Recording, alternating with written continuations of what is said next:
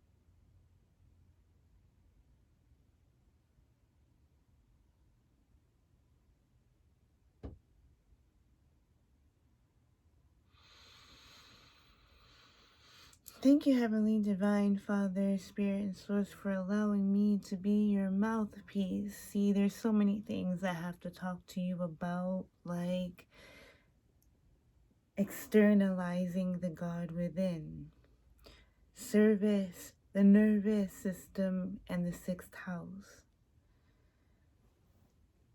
When there's a call from God, when there's a call from Spirit, when gone unanswered, when gone postponed, when in all actuality you're supposed to be in service here and now. And now you've put off the very idea, right, of expression. See, there's a deeper calling within you and it pounds at your chest. And when you keep putting other things before it, I'll do this later, I'll do this later, then the angst, then the discomfort and the anxiety begin to kick in. Now all of a sudden you've become lethargic. The excess spiritual energy or the excess physical energy that you have become aware of, so you thought, was meant to be an active spiritual expression. An overemphasis on maybe it's not the right time, even though you had a migraine, even though you had a headache, you had the potential and the capacity to at least try. See, you got yourself from A to B somehow, which means you had some ability within there. Traveling with care. Oh, see, don't you see with a ride with me? I mean, does it always keep you on edge just a little bit? Because when you have a love this great, when you have a love this deep, and you have a connection with your divine source, your creator, your best friend, someone that you've been talking to for a whole long time, in one way or another, I mean, I suppose so not, but then the running dialogue in your head, the one that talks back to you, who is that? Who is that? And that brings us to the very conflict of externalizing your God.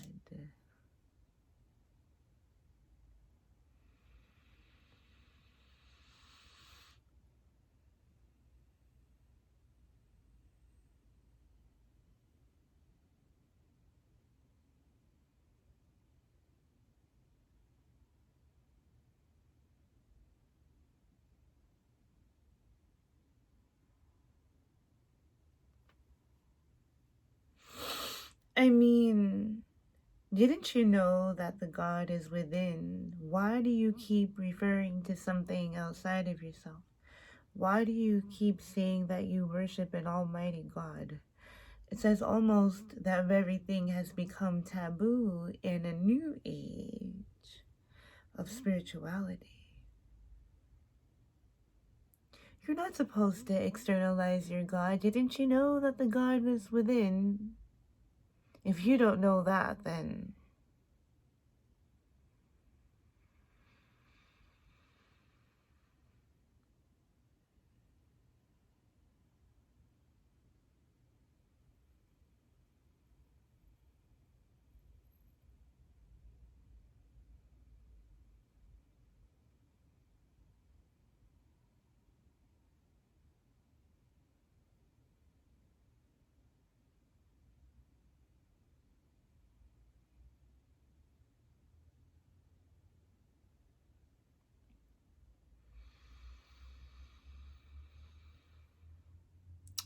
in my Placidus chart, I have a natal north node in Aquarius in the 6th house. Bloop. And to me, this is an unconventional way of going about my service work, my spirituality. Neptune, Uranus, Saturn, and Capricorn also influencing my 6th. Although in Placidus, Uranus and Neptune are in my 5th, with a Sagittarius ruling the 5th house cusp. Uranus being unconventional, unexpected, rebellious, highly individual, genius-like qualities, extremely startling, and has high-strung hallmarks or potentialities. Neptune, the planet of spirituality, the planet of transcendent spiritual love, the symbolism or the representation of altruistic love. Why? How so? If it's so cold in there. Oh, it's so cold because Neptune can play tricks. Neptune. But why are we talking about it that way? We don't want to talk about Neptune in that like deceptive, savvy way. Do we? No, I don't want to. But in the same token, it is that very energy that you use or that you tap into to perceive your inner beliefs, to perceive an external belief, something that is quite gaseous and not so visible to the physical eye, which is why we refer to the third eye. The third eye being the projector, the lens that allows us to project into reality. The brain housing the center of what should be consciousness. But all I really think is the creator looking down onto the telescope. Oop, goes down and out at an angle, catching a certain fractal of light, a certain angle of light.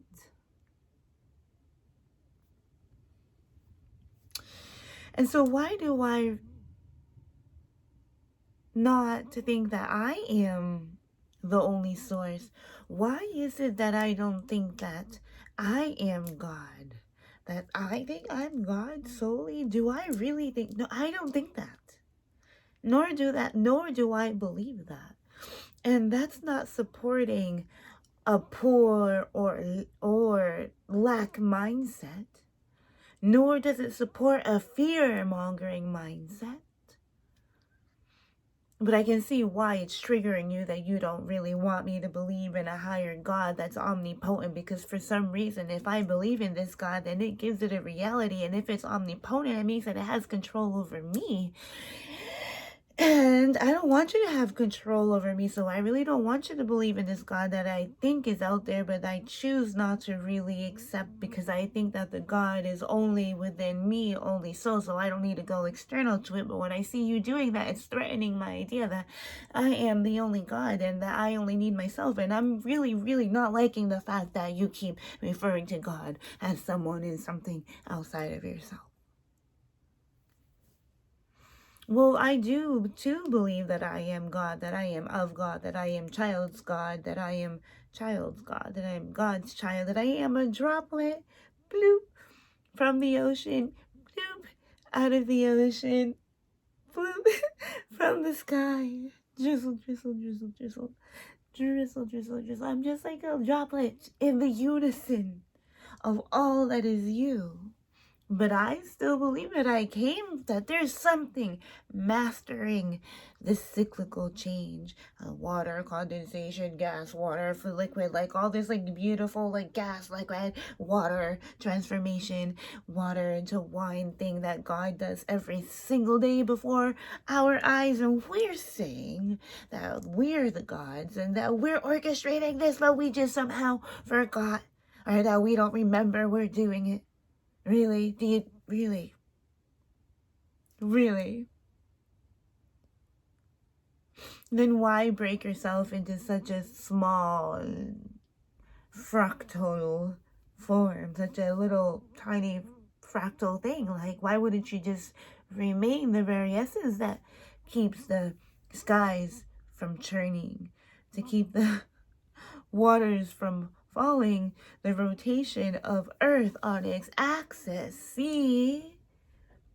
Human being hovering around the Earth's light, thousands of billions of, because you couldn't even, and yet I think I'm God, really? Anyways, let me not get too excited. But this brings me to the true definition of vanity.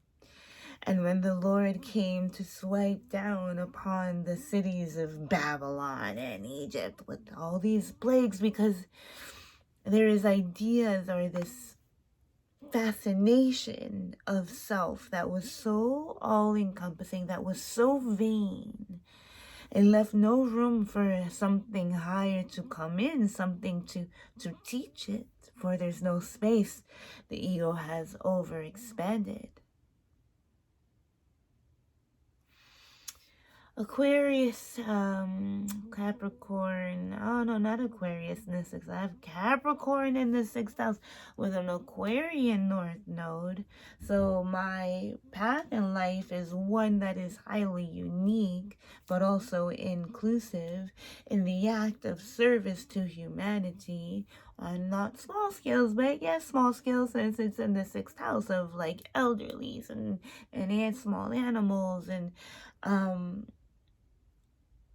those who are less fortunate, or those who have less, or just hard. You just work hard in that house, and it's a very common ground. It's a very commonplace theme of life, where the nitty-gritty it begins to unfold, where life is actually happening. And Aquarius being this large, so my north node there is placing me in the middle of this dystopia. But no, it's utopia. Duh. Did you know that? But when you're not in active service, you feel like you're depleted. You feel hopeless, lifeless, blah, blah, blah, blah. And then the opposite manifestation of service works comes into play, because you still have energy to burn. And then what way to burn it but in a way that we're not supposed to? bringing us anxieties and fears and pushing us and propelling us further and further and further and further and further and further and further and further and further and further and further and further and further and further and further and further and further and further and further and further into the karma sixth house. And okay, wait, how do I get out of there? Backtrack. Capricorn, what's happening in Capricorn? Oh my god, what's happening? What's happening in Capricorn? Hold on a second. What's happening in Capricorn? Wait. Pluto. Did we forget? The Mind Sleeper. Oh, shit. The Mind Sleeper. I thought that was Neptune's job. Wait. Okay. Don't disrespect the goon, okay? Don't disrespect the goons, okay? So, why externalize the God within you? Because it is in my inherent place and value to be the keeper of the sacred. Why are you messing with me like that? I will say it again. The sacred flame. The keeper of the sacred flame. See, I have Vesta, or the Vestal Virgin, conjunct my midheaven, 1 degree in Taurus. Anyways, I'm here to hold the fire and represent the fire and feed the fire and worship and honor the fire and take care of the altar and then put it forefront. I'm just here to do that to the Vestal Virgin, the keeper of the flame, the one who offers herself to the act of holding this sacred femininity, but just like life and power source is not even feminine. I mean, fire being masculine, but yet the sacred feminine harbors this flame. Where am I going with this? Where were you going with this? Hold on, Janice. Why am I externalizing? Yeah, because it's my job. Like, I came here to serve God, and it might not be in the way that you think, but that has a lot to do with, again, my Aquarius North Node. Mars in my 9th house, I have to stand and fight for my beliefs, although I have like this T-square between Jupiter in the 12th house, Saturn in the 6th, and Mars in the 9th, and all of them in dignity. Well, the Jupiter is in exaltation in Cancer in the 12th house. Saturn is in domicile, and it's strong in Capricorn, and it's strong and efficient in the 6th, with Mars and Aries in the 9th house. I mean, and it's in a T-square. I have to like fight and stand up for my beliefs, and I have to express them with rigor and passion. And it might not always rub everybody the right way, but that's kind of the conflict, that I'm dealing with. I just have to kind of harbor and tunnel this vision or this energy into allowing myself to be the vessel of change, allowing myself to be the vessel that expresses the divine knowledge coming from that 9th house. And when I don't, Saturn in my 6th house kind of begins to wreak a little bit of havoc and mess with my Virgo moon, Virgo ruling the 6th house in the 2nd house of Taurus, where it's nice and comfortable, but it's in Virgo. Virgo kind of is like the neat freak, doesn't always really want you to enjoy your luxuries. So, why externalize your God? And whether you choose to externalize your God or internalize it really doesn't make the fact that there is something external to you. I mean, have you taken a look around you? We can argue that, right? Because then we can call it so many other things. But the thing is, you're viewing it and you're going to sleep and waking up to it day in and day out in this lifetime. So how much do we devalue it? I really don't know. Kind of the same little battle I'm in. But yeah. anxieties and depression can fall upon you when the divine is asking you to create something for him, with her. And you're failing to bring it forth because there's an ailment or there's like this other trigger that is keeping you from dedicating yourself. When this journey requires you to be flexible, although the divine will not force you, but he will knock on the door a few times until you answer. But just like anybody else, he's going to go somewhere else and get busy somewhere else. He's not going to stand there forever. So when the call calls, I suggest you answer it. And sometimes a little late is definitely better than never. And so here's to stopping any type of procrastination that is keeping us from doing the divine will and from fulfilling our life's purpose and delivering the service that we know will bring us contentment and deep satisfaction. Okay, I may or may not do a 3-pile pick a card reading on 3 solutions to any dilemmas that you're facing right now. So whatever you're facing right now, I believe I'm going to offer you 3 solutions. Let's see how that goes. And so until then, I'll talk to you.